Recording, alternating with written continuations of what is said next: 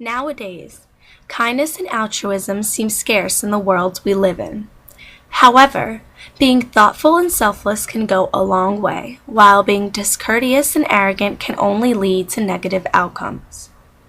Within the water of life, a king of a land has fallen ill and sick. This creates tension, as the king's poor health symbolizes his kingdom also being in poor health and in disorder. This tension then reveals the goal of attaining this missing health, which lies within the water of life.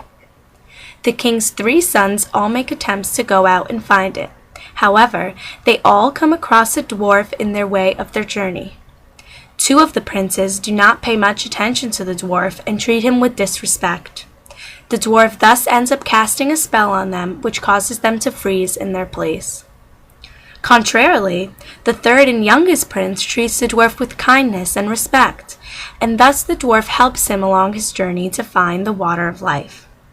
On the way back, the youngest prince also commits selfless acts in giving up his sword and bread for the greater good of other kingdoms.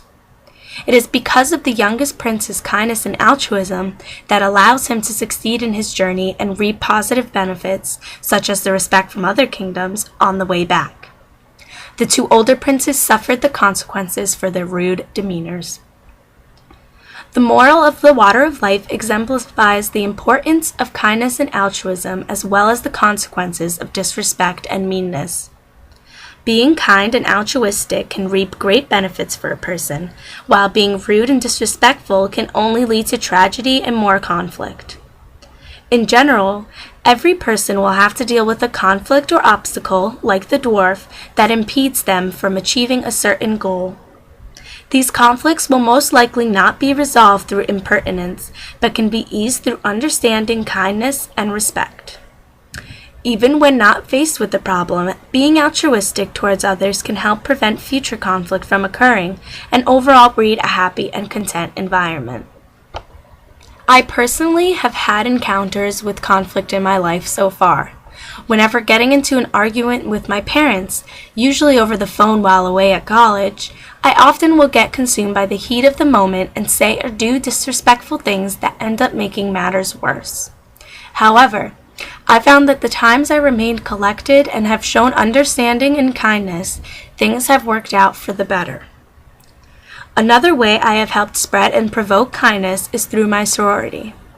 Each year we have something called Fat Talk Free Week, where we promote girls to have a positive body image of themselves and get rid of talking negatively about one's body. Altruistically, I have volunteered in food drives to help feed the homeless. It felt good to help those in need, and I'm sure those in need appreciated our efforts.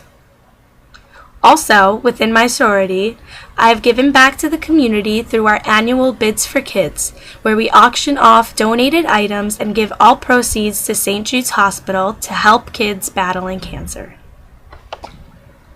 Kindness and altruism seem to vary culturally and geographically. In northern populated cities such as New York, it is known for its kindness being rarely found. However, down south, it is custom to show some southern hospitality amongst people and visitors. There is no doubt that the world would be a better place if everyone was kind and respectful towards one another and showed a little altruism. Because of this lack of respect and compassion, and overcome feelings of greed and power, our world has gone through countless wars, terrors, and hardships. These conflicts create tension that can only be resolved through reverence and benevolence. It is only then that the world can achieve peace and justice. That is not to say that there have not been any efforts made to reach this goal. There are many organizations that have helped aid third world countries where poverty and hunger are severe problems. These organizations strive to attain peace and justice in the world, one country at a time.